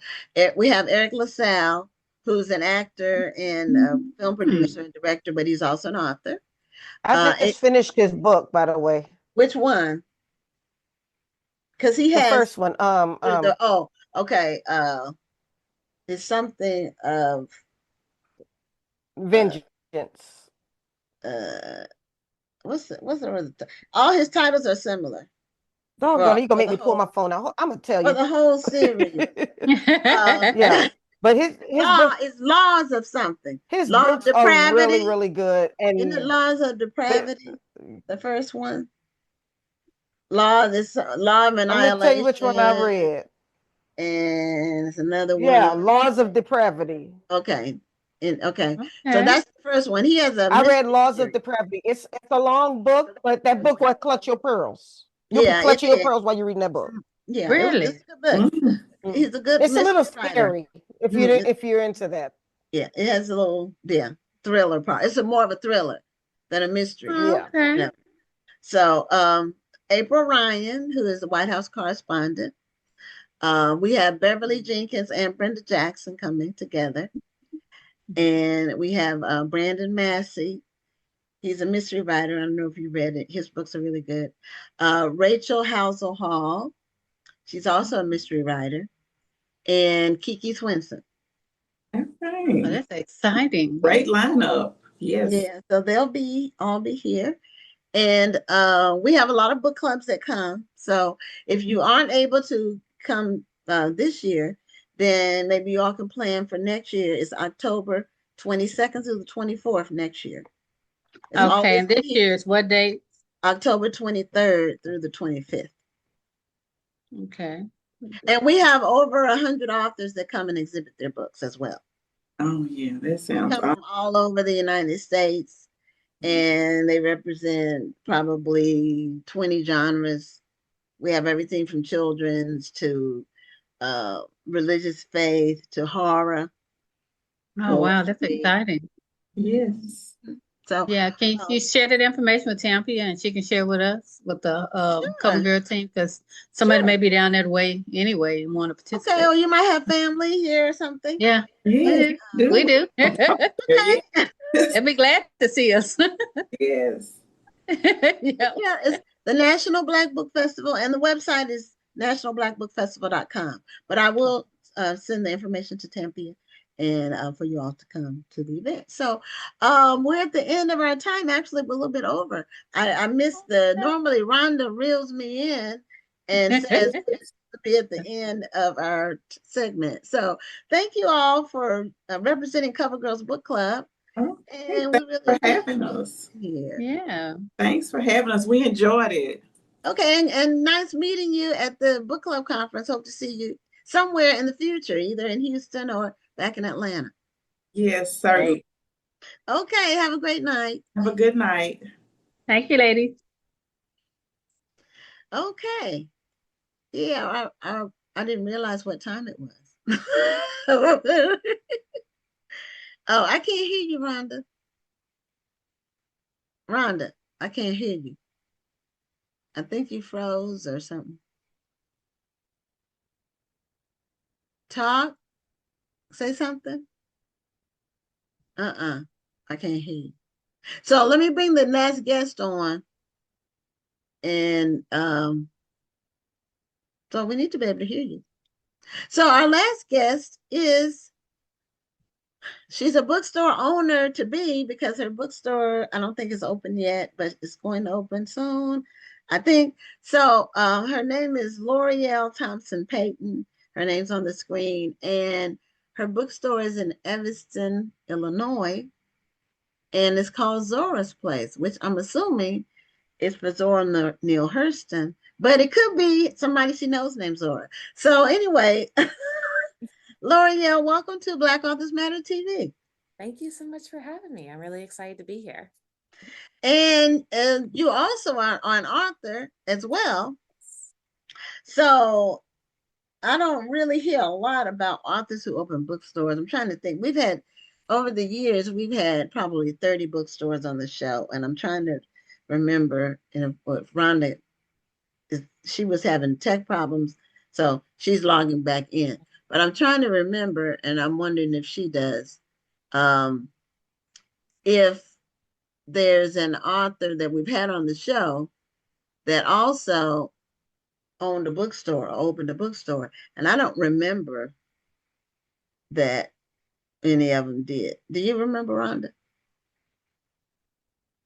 Okay, your sound's still off. We still can't hear you. We can't hear you. Well, anyway, what led you to want to open a bookstore? Yeah, it's been a dream for so long. I've often referred to it as my retirement dream. And if you see any of those Instagram memes that are like, the feminine urge to open a bookstore, coffee shop, and floral shop all together, and I've had several friends send that to me. What's that? I said you romanticized it. Yes. And we could talk more about that later. And yeah, I visited Cafe Con Libros in Brooklyn back in 2019. A couple of girlfriends and I who were in a book club together did a little book crawl in Brooklyn, visited, fell in love, and was like, yes, one day. And I had it all figured out, like 3-story brownstone with a bookstore, coffee shop on the bottom floor, community co-working event space in the middle, a yoga studio on top, because I'm also a certified yoga teacher. And it was just, I put it on the back shelf and it was like maybe someday. And then honestly, within the last, I would say like 6 months or so, there's been this like series of fortunate events where the opportunity has presented itself here in Evanston.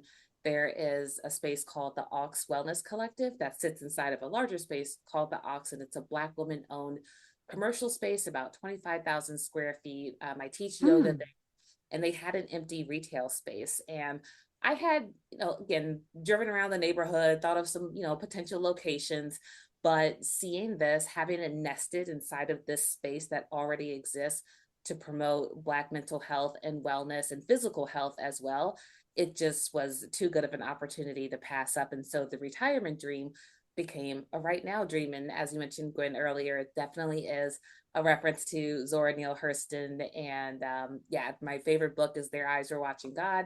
I used to write for a publication called Zora back in the day. And so it just felt like if I'm going to open a bookstore here in Evanston that's going to honor Black women authors, I need to name it after like the mother of Black women authors as well.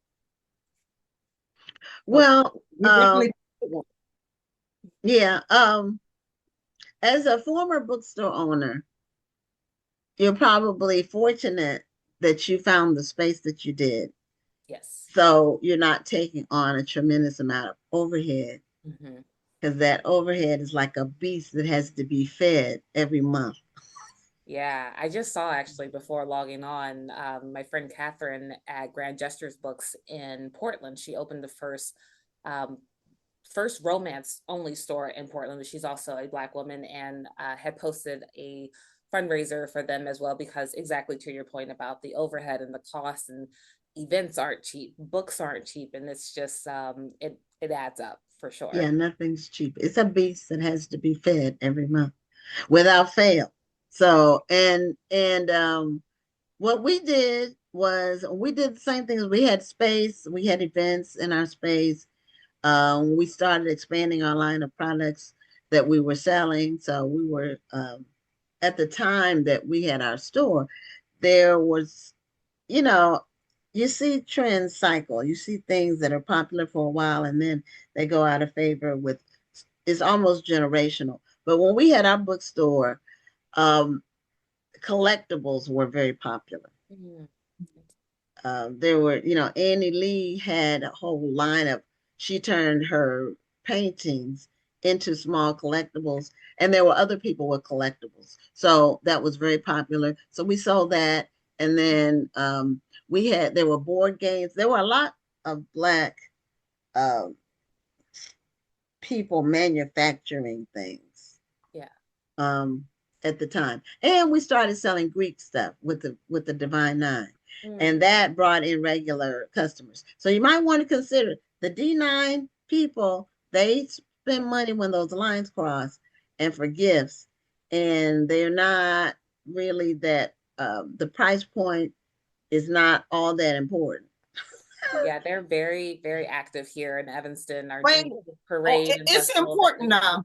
I'm saying they don't try to nickel and dime you like with some other stuff. And it's not stuff they can just walk in Walmart and get.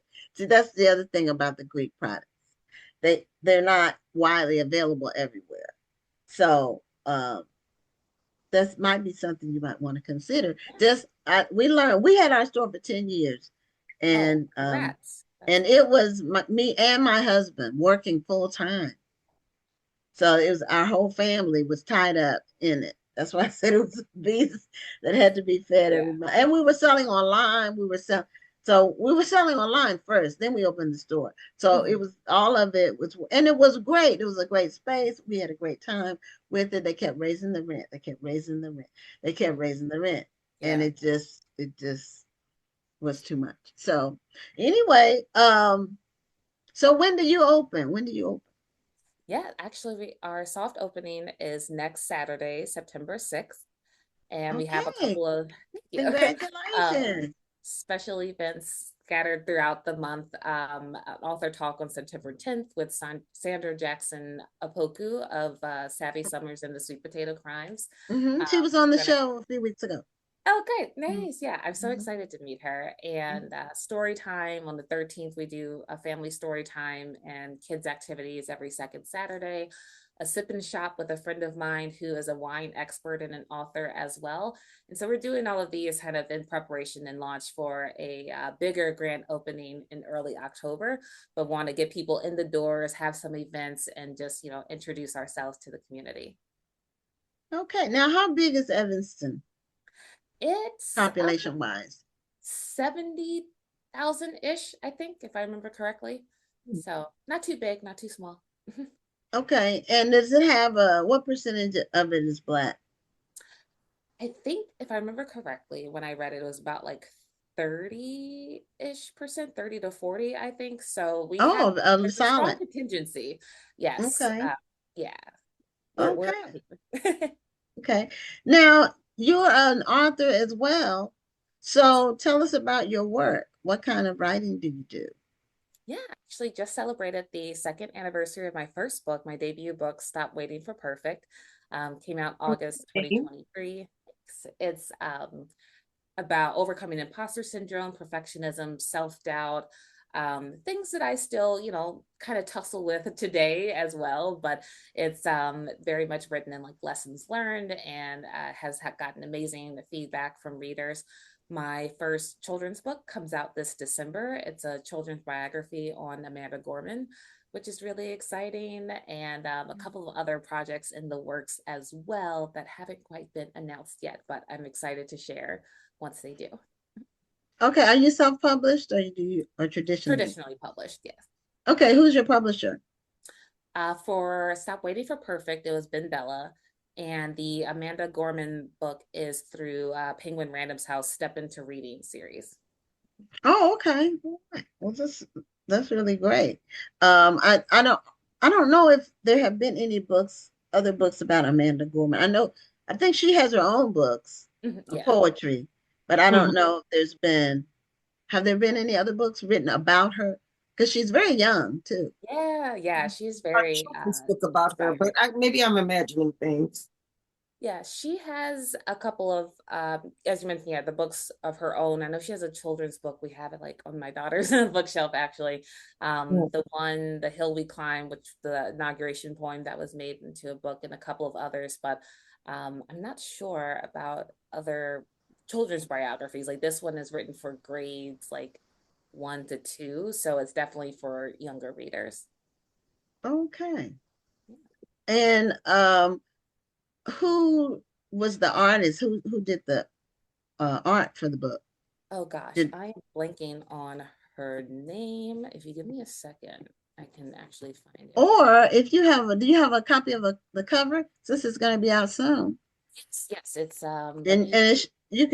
it's on screen share. So if you want to show us the cover, don't judge how many tabs I have open. Okay, well we won't because okay. We just want to see the cover. We had somebody do a cover reveal a couple of weeks ago. Oh, that's cool. And it was great. Oh, okay.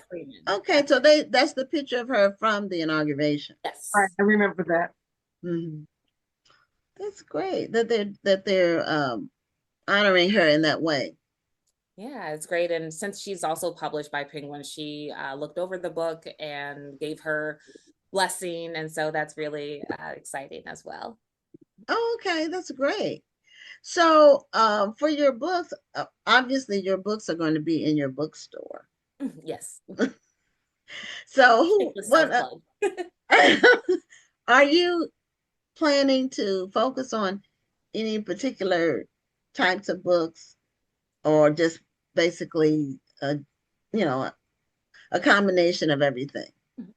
Yeah, the focus will primarily be on Black women authors, also non-binary femme authors as well, and rooted in sort of Black feminism, representation, equity, inclusion, all of that. The social justice element is very important. So there's a mix rather of classic books. So, your Zora Neale Hurston, your Toni Morrison, your Maya Angelou, as well as current authors as well, Austin Channing Brown, Cecily Jackson, and some other that I love as well. And having a focus, given the space that we're in, it being a wellness collective, of having that mental health aspect to it, health and wellness, generally speaking. So spiritual health, physical health, mental health is mental wealth. Yeah. And mental wealth before you can have have mental wealth. Yes. And children's books as well that are diverse. We've hosted 2 story times so far, and very intentional with the selection there, that I want the children who come into the space to see themselves reflected in the stories that we are reading for story time that are on our shelves, and even down to the coloring pages that we have out on the table from Puzzle Huddle, and they can see themselves again in the pages, because I'm a very strong advocate in believing that representation matters. And beyond books, we have kind of what you alluded to earlier, Gwen, with the sideline items of journals, planners, puzzles, all by Black women creatives and entrepreneurs, artwork by Black women artists. And so I really wanted to be a space, especially in publishing, we oftentimes are pushed to the side and aren't really centered. But when you walk into Zora's Place, you will know this is run by a Black woman, this is for Black women, and past, present, and future as well. And I love the fact that you're unapologetic about that as well. Yeah. Yes. Yeah. And I thought about it because there are some other stores that, have authors of color. And for me, it was just important to kind of double down on Black women. It's the reason that I do what I do as the mom of a Black daughter, and having her see herself in the books that we have on our shelves even here at home. And she's an avid reader as well. That's important. And I want to, stand firm in that, say it with my chest. And anyone who has a problem with it, isn't our kind of person, so that's okay. Yes. Yeah, seems like to me when it goes the route of the people of color, which I don't embrace that term because Black people, we're Black, we're different from other colors of people. Yes. It's totally different cultures, different Mhm. experiences, different histories, different everything. And so you can lump them together. It seems like we get lost. When it gets lumped together, we get lost. So Absolutely. it's not, the emphasis is no longer on ours. And then we always have to make room for others, and when they don't necessarily make room for us, you know. That part. Yes. Agreed. So that's been going on a long time. That's Unfortunately. yeah. Yeah, that's an old thing. But the more things change, the more they say the same. As that's a saying, and it's true. Yes. So you're gonna open next month, and then a year from now, what would you call a success for your store? Like Good question. Go That ahead. is a great question. Surviving I first and did it 10 foremost. years. Like you said, that beast that needs to be fed every month. So surviving it, making it to a year would be a success in and of itself. But I think honestly, it'll be in the feedback that we get from the people who walk in. When we did a book swap and story time earlier this month, there were people, because I was so focused, I was like, Evanston and, kind of surrounding area. And people, there was a mother-daughter duo who drove in from Gurney, which is like an hour north somewhere of here. An elderly couple from Indiana drove in to donate books for the book swap. And so I feel like this is bigger than me. And this Building goes community. far, like the reach. Yeah. And so I just want, if I hear from someone, oh, I'm so glad that this exists. Oh, I wish this existed when I was younger. I'm so happy that I can come here, support Black women-owned business, buy Black women books and other items. That's success to me. Well, one real benefit that you have that we didn't have is we were pre-social media. Yeah. So when we would reach out to people, we had to do it through the mail at first. When we first opened our store, we mailed out postcards. It was snail mail. Then we did email. Mm-hmm. And so I think we closed before social, because we closed in 2010. Our bookstore was from 2000 to 2010. So when we closed, that was when social media started taking off. So at least you can reach people. Yes. You have a method where you can reach the public. But a lot of times with the bookstores that we've had on the show and that I've talked to, the first 3 or 4 months tend to be busy. People come, they get that initial push. Yeah. And then it slacks off. So one thing that you might keep in mind, you have to have things to keep the people coming. Mm-hmm. And there's some that have been around a long time. There's a bookstore in Fort Worth called the Doc Bookshop. It's run by two sisters. And they've been around for probably 20 years. There's some long established bookstores. And there's a book. I don't know if you have it in your store yet. Prose to the People. Yeah, it's on order, actually. Okay. I put that to our initial inventory list, and I'm really excited, selfishly, to check it out for myself, Right. but also carry it in the shop. Right. Because there's like a history of bookstores in there. And so the ones that have been around for a long time, it's always good to learn from people's experiences. Yes. So we don't have to experience everything ourselves. Amen. That's for sure. And it's a really well put together book. I don't know if you've seen it yet, but it is a very well done book. And she was on the show as well when it first came out. Nice. It's a very, very, very nice book about bookstores. And so, yeah, it's business is tough. I've been self-employed for many, many, many years. Well, that was my goal when I got out of college. So since my 20s, my mid 20s.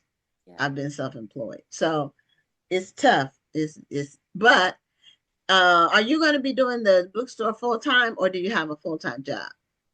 A little bit of both. So I will be the only one in there for now, but you mentioned earlier family affair. So my husband is helping. He's my informal director of operations, I like to say. So I'm very much the creative person in the relationship, and he's the more logistic, like business minded one. So he keeps me grounded. We balance each other out.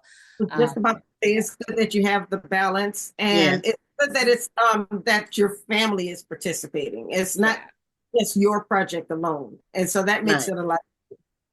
It does. And even though our daughter, she's only 3, but she's so excited. She'll tell everyone who listens about mommy's bookstore. And I'm like, well, it's our bookstore. Like we're, doing this together. And they were drawing out the floor plan, and she was adding little bean bags for the kids area. So she is very hands-on. She asked him the other day in the car, she was like, are the bookshelves finished? And I'm like, okay, so she's very much Blue Ivy energy. She is the manager, but I'm also still a freelance writer. I do communications consulting, writing coach, and of course my own books as well. So I will definitely be booked and busy, pun intended.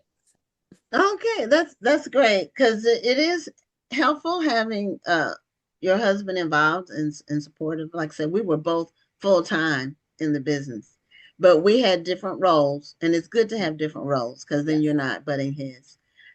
He's was on the tech side, and I'm more administrative and more administration overall, management. So it worked out, and we put the kids to work. He had kids that were living, he had custody of his kids when we got married, his 2 sons.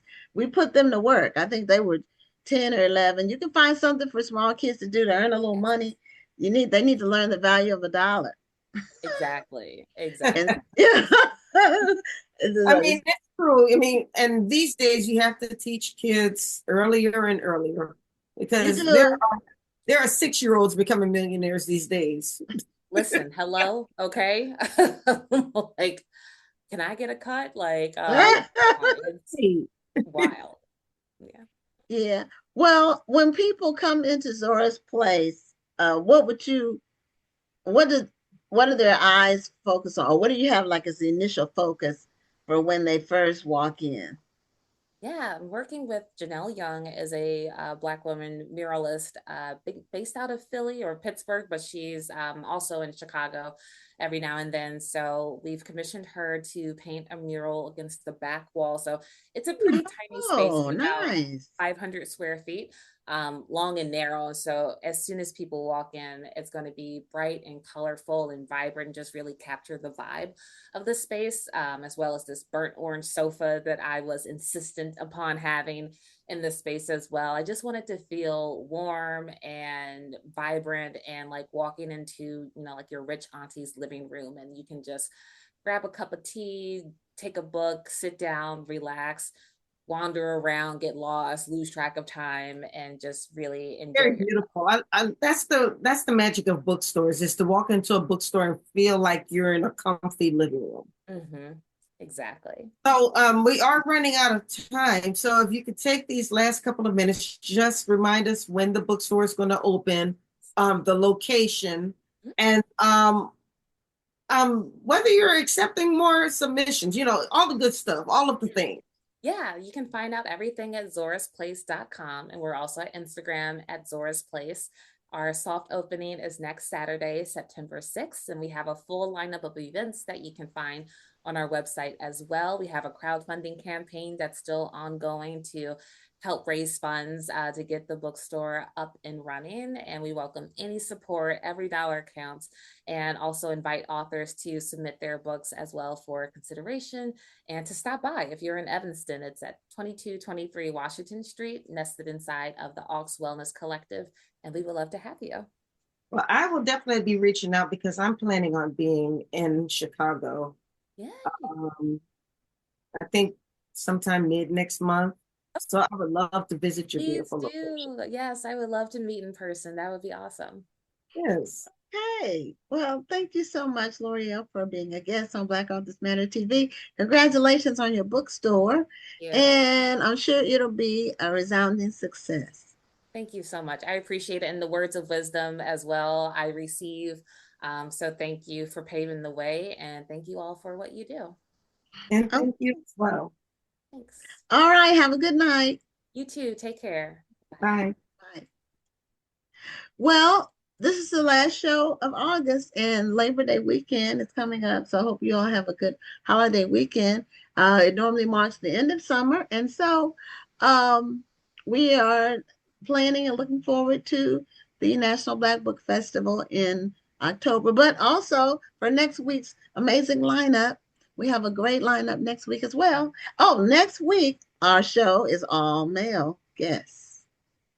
So we don't often have a night with all males. We have all females. But, in the book industry, the writing is more women authors. So next week, we have all men authors. So it should be a good night. Testosterone next week, y'all. What did you say? There'll be a bunch of testosterone next week. Oh, yeah. Well, it's all good, though. It's all good. Just remember that men have big egos. They need to be fed. So anyway, that's my wisdom for tonight. We'll see you next week on another amazing episode of Black Authors Matter TV. I'm Gwen Richardson signing off. And I'm Dr. Rhonda Lawson. Have a wonderful evening and a great week. Thank you for tuning in, and join us next Tuesday at 7 p.m. Central, 8 p.m. Eastern for another edition of Black Authors Matter TV.